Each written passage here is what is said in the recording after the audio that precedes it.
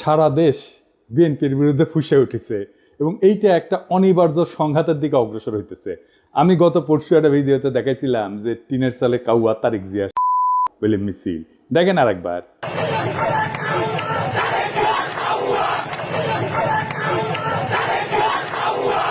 আজকে দেখেন একের পর এক মিছিল।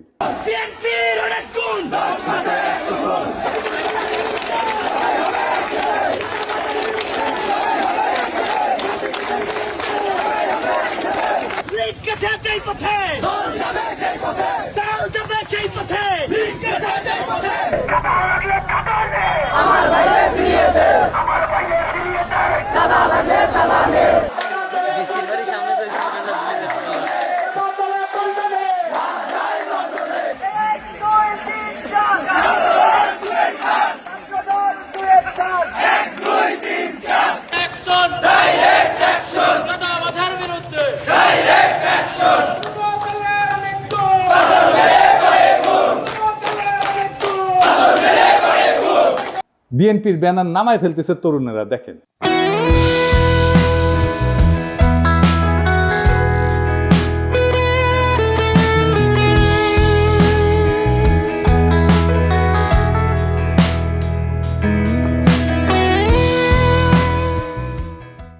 এটাই হইতেছে বিএনপির 11 মাসের অর্জন। তারেক রহমান বলছেন, অন্যায়কারী যেই হোক আমরা প্রশ্রয় দেব না। বরাবর আমরা বলেছি অন্যায়কারী আইনের দৃষ্টিতে তার বিচার হবে। দলের সাথে তার কি সম্পর্ক কিচ্ছু যায় আসে না, তাকে দল কোন রকম প্রশ্রয় দিবে না কেউ যদি কোনো অন্যায় করে থাকে। খুব ভালো কথা, কিন্তু গ্রেপ্তার করলে থানা ঘেরাও করে আসামি সিনাই নিয়ে যায় কেন বিএনপি? এটার উত্তর তো তারেক রহমানকে দিতে হবে। একটা দুইটা না, শয়ে শয়ে এডিটর সাহেব বিএনপি থানা ঘেরাও কিওয়ার্ড দিয়ে সার্চ দেন তো, দেখেন কত জায়গায় থানা ঘেরাও করে বিএনপি আসামি ছাড়াই নিয়ে যাইতেছে। শুধু কি তাই, বিএনপি নেতারা প্রকাশ্যে বলিছে কাউকে গ্রেপ্তার করতে আমাদের অনুমতি নিতে হবে, নইলে থানা ঘেরাও। আমাদের কাছে অনুমতি নিয়ে করতে হবে। এর বাইরে যদি একটা মানুষকে গ্রেফতার করা হয় আমরা থানা ঘেরাও করব সবাই মিলে। আপনারা মব কইরা ফেনা তুলতেছেন, কিন্তু আসল মব তো আপনার দলের লোকেরা তৈরি করতেছে। শোনেন কি অবস্থা। প্রতিদিন আমাদের 30,000 টাকার মতো সে নিতেছে। আমি জেনেছি যেটা যে মালিক সমিতির কাছে তারা 5 কোটি টাকা চাঁদা চেয়েছে। এক যুবদল নেতা যাত্রাবাড়ির নাম ফাহিম, আতর্কিতভাবে কয়েকজন লোক আসলো, আয়সা গাড়ি আতুর দিয়া দামদুম পিড়াইয়া চলে গেল। বাইরে থেকে একটা ইটা মারে, গ্লাস ভাঙে আমাদের শরীরে, বাল বাচ্চাদের শরীরে পড়লে অনেক উইন্ডো জায়গা, এই জন্য আমরা আতঙ্কে যাইতেছি। আমাদের ভোগান্তি হইতেছে, আমরা রোগী নিয়ে যাইতে পারতেছি না, অনেক সমস্যা। এর বিশ্বাস চাই আমরা। একটা মানুষ ফ্যামিলি দোলাই পার নেমে যেতে ওখান থেকে আবার যাত্রাবাড়ি করতে হইব, তাদের ভোগান্তি না। এই পরিস্থিতি আমাকে জানে কোনো নিরাপত্তা নাই, সেজন্য আমাকে ঢুকতেই দেয় না। আবার কয় গাড়ি লিয়ে আসলে 5,000 টাকা জরিমানা দিয়ে এবার গাড়ি নিবি, এই ডরে আমরা গাড়ি যাত্রাবাড়ি যাই না, আমরা দোলাই পাতে ঘুরে আসি। দুই রকম কথা বললে তো হবে না। আপনারা তো আইন শৃঙ্খলা পরিস্থিতির অবনতি ঘটাইতেছেন, আপনার দলের লোকজনই ঘটাইতেছে। আপনারাই বলেন মব, আর এটা কি থানা ঘেরাও? এটা মব না। আপনার দলের নিজেদের ভিতরে মারামারিতে গত 6 মাসে 43 জন মারা গেছে। নিজের দলের ভেতরে মারামারি থামাইতে পারেন না, প্রফেসর ইউনূসকে দোষ দেন। আবার দেখেন বিএনপি অফিসে কে বা কারা ককটেল মারছে, এটা অতি জঘন্য কাজ হয়েছে, কিন্তু এর রিয়াকশন দেখেন। কিছুক্ষণ আগে বিএনপির পার্টি অফিসে ককটেল মারছে ওই রাজাকারের বাচ্চারা। এই সরকারকে সাবধান করে দিতেছি, কয়ে দিলাম অতিরিক্ত বাড়াবাড়ি করলে সরকার, আমরা বয়সি সরকার নামাইতে 10 মিনিট সময় লাগবো না। এই কুত্তা মার্কা সরকার নামাইতে আমাদের 10 মিনিট সময় লাগবো না, সাবধান করে দিতেছি। কিন্তু আপনার কর্মীদের মনে আত্মবিশ্বাসকে জাগাইছে যে 10 মিনিটে সরকার ফেলাই দিতে পারবে। হ্যাঁ, এতই হেডম। তা হাসিনার চোদনে বাংলাদেশের মানুষ 16 বছর ছিল কেন? এই সরকারকে বিএনপি বসাইছে। তো আপনারাই যদি বসাইছেন, তাহলে আপনারা এই সরকারের ব্যর্থতার দায় নেন। বিএনপির কিছু কর্মীদের কথা আর কি বলবো, এরা মনে করে কাউরে গালাগালি করে আসলেই তার রাজনৈতিক কর্তব্য পালন করা হয়। রাজনীতি শিখাইতে পারেননি নিজের কর্মীদেরকে, কোনটা রাজনীতি কোনটা রাজনীতি না, রাজনীতি কেমনে করতে হয় সেটাও শিখাইতে পারেন নাই। আমি মাঝে মাঝে কমেন্টগুলো দেখি, আপনাদের দেখাই। এই ভিডিওটা আপনারা দেখেছেন না? তারেক রহমানের বিরুদ্ধে যত রকম অপপ্রচার আছে সেগুলো ডিবাঙ্ক করা হয়েছে, মানে সেগুলোর বিরুদ্ধে বলা হয়েছে এবং সেগুলো দেখানো হয়েছে যে এগুলো অপপ্রচার আমি করেছি। আমি সেখানে এসে বিএনপি কর্মী গালাইতেছে, সে ভিডিওটা দেখেই নাই, থাম্বনেল দেখেছে। ওরে কেউ বলছে বা নিজেই বুঝিছে পিনাকের ভিডিও যা যা বিএনপির বিরুদ্ধে আছে তার নিচে গালাগালি করে আসবে, খবরদার ভিডিও কলে দেখবে না, ভিডিও দেখলে পিনাকি ডলার পাবে। তোমরা ভিডিও দেখলে ওই এত বড় লোক হবি যে হাইগার ডলারে পাশা মুসবি ওই আইসা থামনেল দেখিছে আর কপি পেস্ট মারিছে। এইগুলো হইতেছে বিএনপির সমস্যা। এইগুলো চলে হুজুগে, ওই যে হুইনা মুসলমান আছে না, এগুলো হুইনা বিএনপি। আর এদেরকেই বিএনপি কন্ট্রোল করতে পারতেছে না। দেখেন কি বলে বিএনপির নেতা, রাজনৈতিক সংগঠন জামাত শিবিরকে উৎখাত করেই ছাড়বে। সে তার নেতার পক্ষ থেকে দ্ব্যর্থহীনভাবে বলতেছে এই শাহজাদপুর, এই সিরাজগঞ্জের মাটিতে জামাত এবং এনসিপি নেতাদের কবর রচনা করা হবে। শুনেন,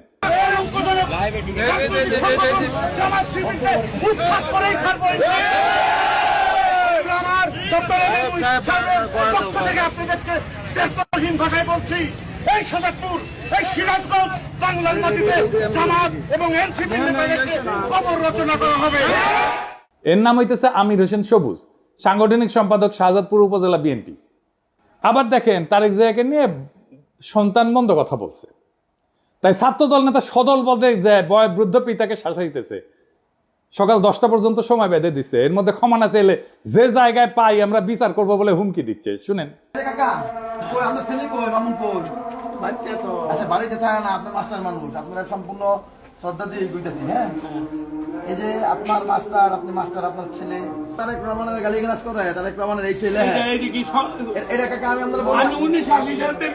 আচ্ছা কাকা, আপনি 80 সালে বিএনপি করেন, আমার বাবা আমলি করতো, সমস্যা নাই, কিন্তু তারেক রহমানের নামে যে এই ধরনের কথাবার্তা গুলো লেখে, তখন আমরা তো মনে করেন যে আল্লাহ নবীর করে তারেক রহমানের মানি, বাপদা যাচ্ছে বেশি মানি। এমন বিষয়টা হচ্ছে গিয়া উনি তো কোনো অপরাধ করে নাই, ওনারা এই যে গালিগালাজ করেছে বললো যে আমি একটা কথা শুনেন, আপনার ছেলেরে ফোন দা কইবেন যে সুলতানের রায় ছিল কালকে সকাল 10টার মধ্যে তার টাইম, কালকে 10টার মধ্যে হ্যাঁ যাতে ফেসবুকে যেটা লেখছে এটাতে কয় যে ভুল করছে, ভুল স্বীকার করে কাকা। যদি ভুল স্বীকার না করে এর বিচার কিন্তু আমরা মনে করেন যেই জায়গায় পাই আমরা বিচার করে দিব কাকা, যদি আমরা ব্যর্থ হন কাকা।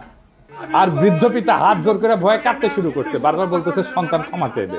যে নেতায় কাণ্ড ঘটেছে সে বারবার বলছে যে সে এর কারণে সে বহিষ্কার হইতে পারে, কিন্তু এতে তার কিছু যায় আসে না, কারণ জানে বহিষ্কার হইলে তার দল বহিষ্কার প্রত্যাহার করবে আমাদের অগোচরে। এটা সময়ের ব্যাপার, বহিষ্কার কাগজের ব্যাপার।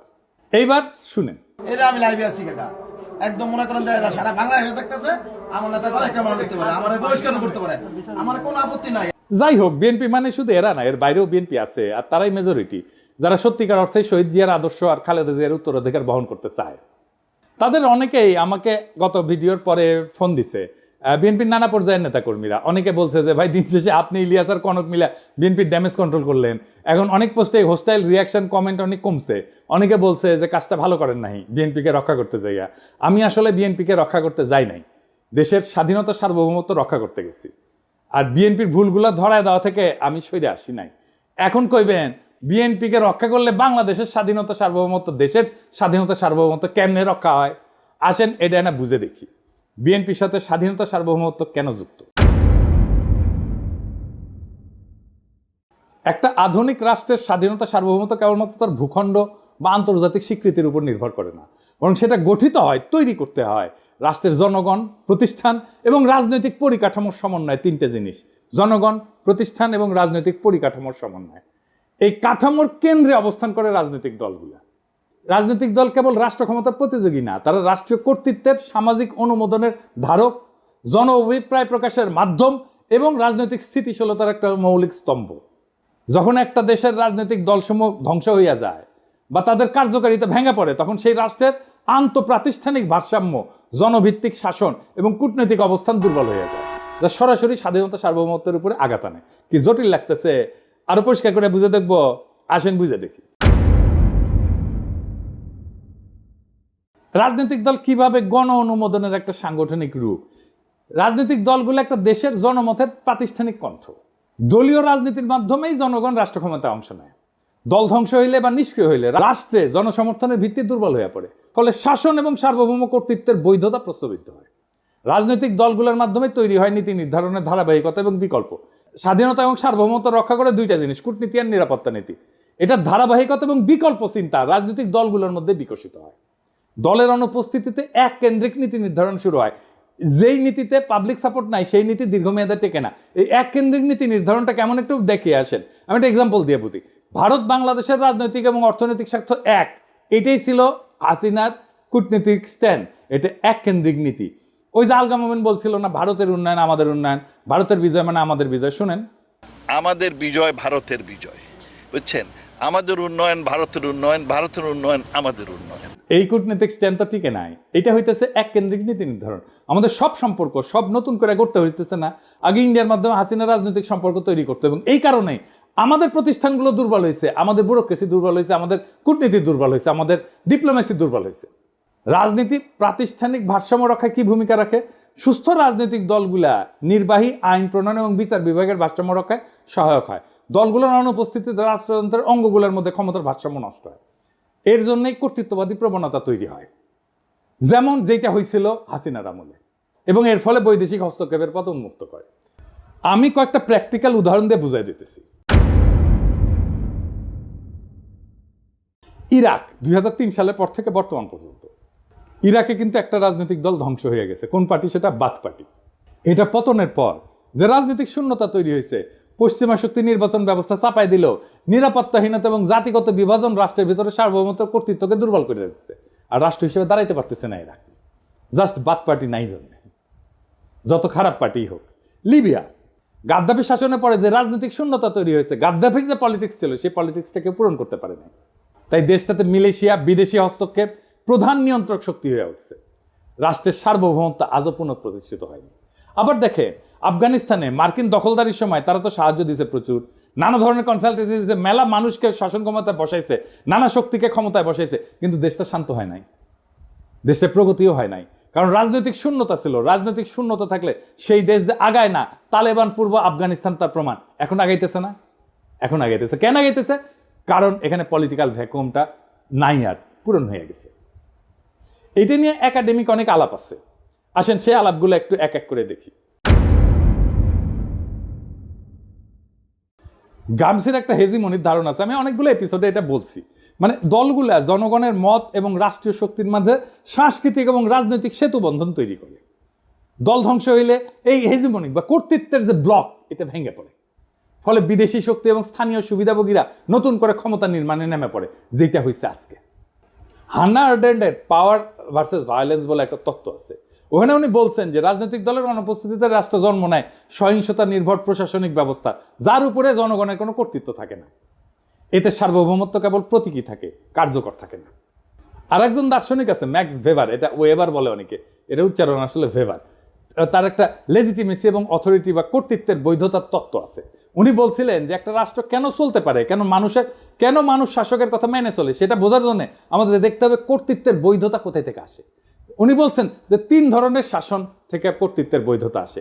একটা হচ্ছে ন্যাশনাল লিগ্যাল অথরিটি, বৈধ বা আইন ভিত্তিক কর্তৃত্ব, মানে যখন শাসকেরা নিয়ম করে নির্বাচিত হয়, সংবিধান আইন প্রতিষ্ঠা করে, প্রণয়ন করে, প্রতিষ্ঠানের মাধ্যমে রাষ্ট্র চলে। এই রাজনৈতিক দলগুলো এই ধরনের কর্তৃত্বের মূল মাধ্যম, কারণ দল নিয়ে নিয়ম মেনে প্রতিযোগিতা করে ক্ষমতায় আসা যায়। 2 নম্বর হইতেছে ক্যারিসমেটিক অথরিটি বা ব্যক্তিগত আকর্ষণে চালিত শাসন। কেউ হয়তো অত্যন্ত জনপ্রিয়, আবেগী বক্তা বা যুদ্ধনেতা, তাকে মানুষ অনুসরণ করে, তিনি নিয়ম বা আইনের চেয়েও ব্যক্তিত্ব দিয়ে রাষ্ট্র চালান। যেমন হইতেছে হিটলার, মোদি, গাদ্দাফি, এমনকি হাসিনাও, মুজিবও, মানে সোহরাওয়ার্দীর বডিগার্ড। 3 নাম্বার ট্র্যাডিশনাল অথরিটি বা ঐতিহ্যগত কর্তৃত্ব, মানে আমাদের পূর্বপুরুষরা মানত, ওরাই সবসময় চালায়, আমিও মানি, এই ধরনের আর কি। এটা রাজতন্ত্রে চলে, জমিদারি সামন্তবাদী শাসনে চলে।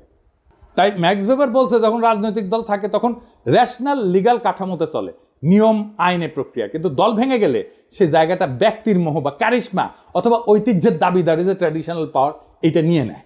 এতে শাসন অস্থিতিশীল হয়ে পড়ে, কারণ ব্যক্তি যদি মরে যায় বা জনপ্রিয়তা হারায় তখন শাসনের ভিত্তিও ভেঙে পড়ে। শাতাল মুফ ওনার নাম, আসলে এটা ওনার একটা তত্ত্ব আছে অ্যাগনোস্টিক ডেমোক্রেসি। উনি আমার খুব প্রিয় চিন্ত। ওনার নাম আমাদের দেশে কত পরিচিত না, আসেন আগে দেখি উনি কে। শাতাল মুফ একজন প্রভাবশালী বেলজিয়ান রাজনৈতিক তাত্ত্বিক, যিনি মূলত গণতন্ত্র, রাজনৈতিক দ্বন্দ্ব এবং হেজিমনি, মানে যেটা গ্রামসির তত্ত্ব, আগে প্রথমে বলছি কর্তৃত্ব, রাজনৈতিক কর্তৃত্ব, এই বিষয়ক চিন্তার জন্য খ্যাত। তিনি আধুনিক র্যাডিক্যাল গণতন্ত্রের অন্যতম প্রবক্তা। তার কাজের মূল বিষয়বস্তুর একটা হইতেছে অ্যাগনোস্টিক প্লুরালিজম বা বিরুদ্ধতাপূর্ণ বহুত্ববাদ। তো শাতাল মুফ মনে করে যে গণতন্ত্র মানে মতভেদের অবসান না, কিন্তু বরং গঠনমূলক দ্বন্দ্বের স্বীকৃতি। দেখেন বিএনপির মধ্যে মনে করে যে আমি যদি সমালোচনা করি আমি শত্রু, মানে তার সমালোচনা করাই যাবে না, সমালোচনা করলেই শত্রু, এবং ওইটা না করলে ঐক্য নাই। এই গণতন্ত্রই বোঝে না, ডেমোক্রেসির আধুনিক ধারণাগুলো এদের মাথার মধ্যে নাই একেবারে। রাজনীতি মানে ঐক্য না, বিরোধও রাজনীতি। আমরা একে অপরকে শত্রু হিসেবে না দেখে বিরোধী বা অ্যাডভার্সারি হিসেবে মানলে গণতন্ত্র টিকে থাকে। ওনার একটা ধারণা আছে লেফট পপুলিজম বলে, তিনি যুক্তি দেন যে ডানপন্থী পপুলিজমের মোকাবেলায় বাম ঘেঁষা পপুলিজমের দরকার আছে, যেখানে জনগণের আবেগ, পরিচয় এবং প্রতিবাদ সংগঠিত হবে প্রগতিশীল রাজনৈতিক লক্ষ্য নিয়ে। তো ওই যে শতালমুখ বলতেছে যে গণতন্ত্র মানে সবাই একমত, তা না, সবাই মিলে ঐক্য, তা না, বরং গণতন্ত্র মানে হচ্ছে নিয়ন্ত্রিত নিয়মতান্ত্রিক মতবিরোধ এবং বিরোধিতা এসে থাকবে, তবুও সবাই খেলবে একই নিয়মে। মতবিরোধের ক্ষেত্র তৈরি করে রাজনৈতিক দলগুলো, একদল বলবে বাজার অর্থনীতি দরকার, আরেক দল বলবে সমাজতন্ত্র দরকার, আরেক দল বলবে ইসলামী অর্থনীতি দরকার, একদল বলবে আমার খেলাফত দরকার, একদল বলবে কর বাড়াও, আরেক দল বলবে কর কমাও। এই যে প্রতিযোগিতা এবং মতানৈক্য, এটার নামই হচ্ছে অ্যাগনিজম, মানে স্বীকৃত দ্বন্দ্ব। এতে জনগণের ইচ্ছা প্রকাশ পায়, নীতি পরীক্ষা হয়, ভুল ধরা পড়ে, বিকল্প ভাবনা আসে। কিন্তু দল ভেঙে গেলে কি হয়? আর কেউ প্রশ্ন তোলে না, আর কেউ বিকল্প দেয় না, শুধু এক শাসক বা এক গোষ্ঠীর মতেই দেশ চলে। এটাকে বলা হয় ওয়ান কালার অথরিটারিজম, বা এক রঙের এক চিন্তার একচ্ছত্র শাসন। তখন রাষ্ট্র আর গণতান্ত্রিক থাকে না, হয়ে ওঠে এক পেশে আদেশের কারখানা। তাই রাজনৈতিক দল ধ্বংস হওয়া মানে কেবল একটা সংস্থা বিলুপ্ত হওয়া না, এটা রাষ্ট্রের গণতান্ত্রিক কাঠামোর অন্তঃসার শূন্য হয়ে যাওয়া, জনগণের প্রতিনিধির কণ্ঠ নিঃশেষ হয়ে যাওয়া এবং রাষ্ট্রীয় পরিসরে শূন্যতার সৃষ্টি হওয়া, যা বিদেশি শক্তি স্থানীয় শোষক শ্রেণীর হাতে রাষ্ট্রীয় নিয়ন্ত্রণের রাস্তা উন্মুক্ত করে দেয়। তাই স্বাধীনতা, সার্বভৌমত্ব রক্ষায় রাজনৈতিক দলের বহুত্ব, কার্যকারিতা এবং গণভিত্তি অপরিহার্য। এবার প্রশ্ন উঠতে পারে, বিএনপি কি দায় নাই এই ধরনের ঘটনা ঘটায়? অবশ্যই আছে। বিএনপি বলতেছে তার দলের এই বেপরোয়া লোকদের ঠেকানোর জন্য রাষ্ট্র ক্ষমতায় যাওয়া দরকার। অদ্ভুত কথা, এই তত্ত্ব দিতেছে বিএনপির লোকেরা। বিএনপি কিন্তু এই কাজ করতে গিয়ে জন্ম দিয়েছিল র্যাব, নিজের দলের গুন্ডাদের সামলাইতে পারতেছিল না, তাই র্যাব বানাইছিল। বিএনপির এইসব সোকল্ড ইন্টেলেকচুয়াল ইনফ্লুয়েন্সারদের সাথে কথা বলতে যাওয়াটাও একটা যন্ত্রণা। খোদা তাআলা আমার এমনই কপাল দিচ্ছে যে নিরেট মূর্খ, প্রফেশনালি আনসাকসেসফুল লোকগুলার রেফারেন্স দিতে হয়, একেবারে মূর্খ, কিছু জানে না। ইলিয়াস আমার উপরে খুব খেপা, এই জন্যে খুব চেতিছে। ইলিয়াস কয়, দাদা আপনি এইগুলারে কেন মেনশন দেন? ওদের জীবনের সবচেয়ে বড় পাওয়া পায়ে গেছে, কিন্তু এইগুলো গুরুত্বপূর্ণ, কারণ এরা যে কি মাল সেটা বিএনপির কর্মীদের বোঝা দরকার। তো কারণ বিএনপির কর্মীরা তো ওদের দিকে তাকায় থাকে, ওরা কি লেখে দেখে এবং সেটা অনুযায়ী কাজ করে। তো বিএনপির কর্মীরা বুঝবে না যে সে কাকে ফলো করতেছে, তাকে কে ইনফ্লুয়েন্স করতেছে, সেটা দেখবে না, দেখার দরকার আছে তো ইলিয়াস। তাও আসেন আমি বিএনপি ওয়ালাদের দেখাই, দেখানো দরকার। এটা আমি এইভাবে সব কয়টার বিএনপির অনলাইন কুতুবদের দেখাবো। একটা মানুষ দুনিয়ার জন্য কতটা ইউজফুল এটা বোঝার জন্য আপনি দেখবেন তারে কেউ রিক্রুট করছে কিনা, তাকে কেউ চাকরি দিচ্ছে কিনা, তারে কেউ বেতন দিয়া পালে কিনা, সে কি কাজ করে, কি কাজ করে খায়, পেট চালায় কি করে, তার সাথে প্রফেশনালি কে কানেক্টেড, এটা পাবেন আপনি লিঙ্কডইনে। আমি নিজেও একটা ঠাপ খায় এটা শিখেছি। করে আমার কাছে দাবি করেছিল একজন পিএইচডি আর ইউনিভার্সিটির টিচার, তো ওই লিঙ্কডইনে গেলে কলে আমি বুঝবার পারলাম যে ওই ক্যাঙ্কা পিএইচডি আর ক্যাঙ্কা ইউনিভার্সিটির টিচার। তো বিএনপির এই অনলাইন কুতুব লোকে বলে বিরিয়ানি আলম, কারণ বিরিয়ানির দোকান থেকে টেকা নেয়, সে দাবি করে সে মার্কেটিং করে দিছে, তাই টেকা নিছে, ফেয়ার এনাফ। কিন্তু কামটা করে কি, যে এটা কি কোথায় রিক্রুট করে, ওটা ওটি আছে, হ্যাঁ, একটা কনস্ট্রাকশন সার্ভিস দেয়, এরকম কোম্পানিতে কাজ করে। কি কনস্ট্রাকশন সার্ভিস দেয় সেটা হইতেছে সে কোম্পানির নির্মাণ সামগ্রী পরীক্ষা করে, যেমন কংক্রিট, অ্যাসফল্ট, মাটি, এগুলো গুণগত মান নিশ্চিত করে। আর কি, এই অগ্রগতি পর্যালোচনা করে, প্রজেক্টের অগ্রগতি পর্যালোচনা করে, নির্মাণের বিভিন্ন পর্যায়ের নিরাপত্তার দিক, যেমন কোড ফলো করতেছে কিনা, এগুলো খুঁটিনাটি পরীক্ষা করে দেখে। তো এই কোম্পানির ব্র্যান্ড মার্কেটিং কনসালটেন্ট নিজেই দাবি করেছে যে ওই ব্র্যান্ড মার্কেটিং কি বুঝে, বানান করতে পারবে, ঢাকা ইউনিভার্সিটির সাংবাদিকতায় পরে মার্কেটিং শিখে গেছে, বাবা বড় তালে বড় এসে গেছে। আচ্ছা কাজ করে কি, ওই লিখিছে ও ফটো তুলে ভিডিও বানায়, উরে বাবা কোম্পানির প্রোগ্রামে, এটা হইতেছে ওর কাজ। কোম্পানির ওয়েবসাইট তৈরি করেছে, লোক পাই নাই, ওরা দিয়ে তৈরি করাইছে। কোম্পানির আইটি সাপোর্ট দেয়, অ্যাডমিন সাপোর্ট দেয়, জিমেল সুইট দেয়া মেল ম্যানেজমেন্ট করে। এর মধ্যে ব্র্যান্ড মার্কেটিং কোনটা বলেন তো? আপনারা তো মার্কেটিংয়ে অনেকেই পড়াশোনা করেছেন, বলেন তো কোনটা? আচ্ছা, সবচেয়ে বড় কাজ যেটা করে সেটাই কিন্তু কই নাই, গুগল ড্রাইভে কোম্পানির গুরুত্বপূর্ণ ফাইল আপ করে। আজকের তরুণ ওরে আপনি বস মানবেন? আমার ভিডিও তো অনেক মার্কেটিং ডিরেক্টর, সিইও, কোম্পানির মালিক দেখেন, আপনি ওরা রিক্রুট করবেন মার্কেটিংয়ে, জুনিয়র পজিশনে রিক্রুট করবেন না তো। আমার জীবনে একটাই বিষয় ছিল, হ্যাজাকের ল্যান্টার্ন কেমনে জ্বলে, কারণ পুরা যায় তো, তারপরে কেমনে জ্বলে। এই বিরিয়ানি আলমরা দেখার পরে আমার বিষয়, বিরিয়ানি আলমরা কে বেতন দেয় এই কাম করার জন্য? এই লোক বিএনপির অনলাইন কুতুব, অনলাইন ইনফ্লুয়েন্সার, এরে বিএনপি কর্মীরা দেখে, তারপর যা বলে উগড়ায় দেয় নানা জায়গায়। তো এই বিএনপি গাড্ডায় পড়বে না, তো পাশে বাড়ির মোকলেস পড়বে। বিএনপি মনে করেছে যে সবকিছু আগের মতো থাকবে, শুধু যায় রাষ্ট্র ক্ষমতায় বসবে, তারা ধপাস করিয়া ক্ষমতায় বসে রাষ্ট্রযন্ত্র দিয়ে গুন্ডামি থামাবে, আর সবকিছু ঠিক থাকবে, পুরা ফ্যাসিস্ট কাঠামো ঠিক থাকবে, শুধু ক্ষমতায় থাকা লোকগুলা বদলাবে। তাইলে তো তাকে আওয়ামী লীগ হয়ে দেশ চালাইতে হবে। পুরা রাষ্ট্র কেমনে চলবে এটা তো হাসিনার ইন্ডিয়া বসে ঠিক করেছে, সেভাবে বানাইছে সবকিছু। সেটা ঠিক রেখা বিএনপি তার মতো দেশ চালাইতে পারবে না? পারবে না। বিএনপিকে এই রাষ্ট্রকে র্যাডিক্যালি বদলানোর চিন্তা করতে হবে। এই বিএনপির 31 দফা অতি দুর্বল রাজনৈতিক কর্মসূচি। আমি শুধু কয়েকটা দেখাইছি, পুরাটা ইচ্ছা করে মায়া করে দেখাই নাই। উচ্চ কক্ষ নিয়ে দেখাইছি না? এত দুর্বল, আপনাদের চিন্তাই ঠিক নাই। আপনাদের রাষ্ট্র নিয়ে সিরিয়াস কোনো চিন্তা নাই। আপনার ক্রিটিসিজম ইন্টেলেকচুয়ালি ডিফেন্ড করতে পারেন না। গালাগালিতে নামায় দেন কর্মীদেরকে। আমি বলতেছি পারবেন না। এইভাবে পারলে হাসিনাই ক্ষমতায় থাকতো। হাসিনার একটা বিশাল ইন্টেলেকচুয়াল বাহিনী ছিল, ইন্ডিয়ান ইন্টেলিজেন্সিয়ার ফুল সাপোর্ট ছিল। আপনার কিছু নাই, বাস্তবিকই কিছু নাই। দেখাই দিলাম হাতে নাতে। আপনাদের রাষ্ট্রচিন্তকদের আমার সাথে ডিবেটে বসায় দিয়েন, 5 মিনিটে রণে ভঙ্গে দিবে, টিকতেই পারবে না কোনো আলোচনায়। এটা অহংকার না, এটা রিয়েলিটি। মাইনা নেন এই রিয়েলিটি। শেখ মুজিব কইছিল না শরদ্দীর বদিগার, রিয়েলিটি মেনে নাও ভুট্টোরে। আপনাদের রিয়েলিটি মেনে নিতে হবে। তাহলে বিএনপির কি করা দরকার? আমি বিএনপি করলে আমার বিপুল কর্মী বাহিনীর কর্মসংস্থানের জন্য কাজ করতাম। আমি প্রফেসর ইউনূসের সাথে বসে বলতাম, স্যার আমার 1 কোটি কর্মী আছে, এদের কাজ দিতে হবে, বুদ্ধি দেন, সাহায্য করেন। এদের লিস্ট করতাম, অর্গানাইজ করতাম, ট্রেন করতাম, ফান্ড জোগাড় করে দিতাম। তারপর এসএমই স্মল মিডিয়াম এন্টারপ্রাইজে কাজে লাগাই দিতাম। এরা চান্দাবাজি করে, কারণ কাজ নাই। কাজে ঢুকাই দিতেন, সবকিছু বন্ধ হয়ে যেত, দেশেরও উপকার হইতো। আমি মনে করি এমনকি তারেক রহমানের একটা ফুল টাইম জব থাকা উচিত, উপার্জনের উপায় থাকা উচিত। ব্যবসা না চাকরি। চাকরির অভিজ্ঞতা ছাড়া আপনি পৃথিবীতে আপনার ইউজফুলনেস প্রতিষ্ঠা করতে পারবেন না। উনি যখন রাষ্ট্র ক্ষমতায় যাবেন তখন সেটা বাদ দিবেন। মানুষ যদি দেখে উনি কিছু করেন না, তাহলে রাজনীতি করেন, তাহলে মনে হবে যে আমিও রাজনীতি করব, কিছুই করব না। এবং মানুষ কি মনে করে আসলে আপনাদেরকে, পলিটিশিয়ানদেরকে মনে করে আপনারা চান্দা দিয়ে চলেন। এটা আমার কথা না, একদম জনগণের কথা। আমি দেখাই দিতেছি, শুনেন, দেখেন কি বলে। একটা কাম করে খায়, চাঁদা উড়ে খায়। ছোট নেতা চাঁদা উড়ায়, বড় নেতা মালিক হয়ে যায়। সব নেতা চলে 4,000 টাকা দিয়া। কোন নেতা কাম করে কইতে পারবে যে আমি কাম করি না ভাই? সব নেতারা খায় 4,000 টাকা।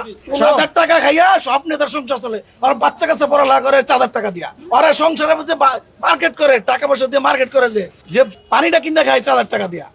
4,000 টাকা ছাড়া সংসার চলে না। ওরা চিকিৎসা করতেছে বাইরে বিদেশে চিকিৎসা করতেছে 4,000 টাকা দিয়া। আপনি খোঁজ নিয়ে দেখেন, যত বড় নেতা হোক এই 4,000 টাকা খাইয়া নেতামি করে। প্রত্যেকটা নেতা 4,000 টাকা খায়, প্রত্যেকটা কর্মী 4,000 টাকা খায়। কোন দলে চাঁদাবাজ থাকবো না বাংলাদেশে। 4,000 টাকা খাইয়া এরা রাজনীতি করে। এখন চাঁদা বন্ধ হইলে রাজনীতি কেউ করবে না। চাঁদা বন্ধ হয়ে গেলে রাজনীতি কেউ করবে না। যে ধান্দা নাই, রাজনীতি করবো কেন? কাম করে খাই। চাঁদাবাজি আছে জড়িত, আপনি খোঁজ নিয়ে দেখেন ভালো মতন। দেখেছেন, রেসপেক্ট করে না তো পলিটিশিয়ানদেরকে। কেন করে না? কারণ আপনাদের মনে করে আপনারা চান্দা দিয়ে চলেন। বিএনপি এখন একটা সন্ধিক্ষণে দাঁড়ায় আছে।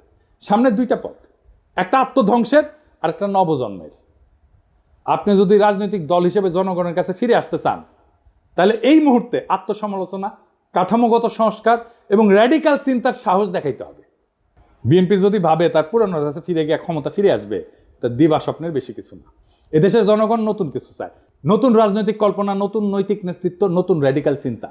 যারাই নতুন চিন্তাকে ধারণ করবে তারাই ভবিষ্যতের নেতৃত্ব দেবে। একজন প্রকৃত রাজনৈতিক নেতা শুধু বক্তৃতা দেন না, কর্মীদের কাজ দেন। শুধু ভীষণ দেন না, সেই ভীষণ বাস্তবায়নের গাইডলাইনও দেন। যদি আপনার দলের কর্মীরা আজকে হুজুগে চান্দাবাজে পরিণত হয়ে থাকে, তাহলে তার দায় নেতৃত্বকেই নিতে হবে। তারেক রহমানের উচিত এখনই জব হোল্ডারদের মতো আচরণ শুরু করা। তাকে একজন ওয়ার্কিং স্টেটসম্যান হতে হবে, শুধু প্রবাসী ভবিষ্যৎ প্রধানমন্ত্রী না। বিএনপির সামনে এখন 3টা বড় কাজ: নিজের কর্মী বাহিনীকে প্রশিক্ষণ দিয়ে উৎপাদনমুখী কাজে লাগানো, র্যাডিক্যাল স্টেট রিফর্ম পরিকল্পনা নিয়ে জনগণের সামনে হাজির হওয়া, আর 3 নাম্বার দলে থাকা ডিজিএফআর চাঁদা খাওয়া, রয়ের টাকা খাওয়া, নব্য দালাল, বেকার, অনলাইন কুতুবদের চিন্তাহীন দৌরাত্ম্য থামানো। এই রাজনৈতিক বিশৃঙ্খলা, ছিন্নমূল নেতৃত্ব আর চিন্তাহীন কর্মী নিয়ে রাজনীতির পরিণতি একটাই, নতুন করে একনায়কতন্ত্র আর গভীর বৈদেশিক হস্তক্ষেপ। বর্ষা বিপ্লবের চেতনাকে গণতান্ত্রিক কাঠামো থেকে তাড়াই দেয় এক ব্যক্তির ভাবমূর্তি কেন্দ্রিক প্রজেক্টে পরিণত করা। আপনারা যদি সত্যি শহীদ জিয়ার উত্তরাধিকার হন, তাহলে শহীদ জিয়ার মতো করে রাষ্ট্র গঠনের স্বপ্ন দেখে মাটি কামড়ায় জনতার ভরসা অর্জনের রাজনীতি করে। না হলে ইতিহাসের ডাস্টবিনে আপনাদের জায়গা হবে। এই সময়টা তারা যারা সাহস করে সত্য বলছে, তারা বিএনপির শত্রু না, এই হুঁশিয়ারি শোনা না হলে সামনের দিনগুলোতে আপনাদের পতনই কেবল অনিবার্য না, তা হয়ে উঠবে ইতিহাসের এক করুণ ট্র্যাজেডি। সময় আছে, বদলান, নয়তো ইতিহাস বদলায় দেবে আপনাদেরকে। ইনকিলাব জিন্দাবাদ, গণতন্ত্র জিন্দাবাদ, রাষ্ট্র রূপান্তরের রাজনীতি জিন্দাবাদ।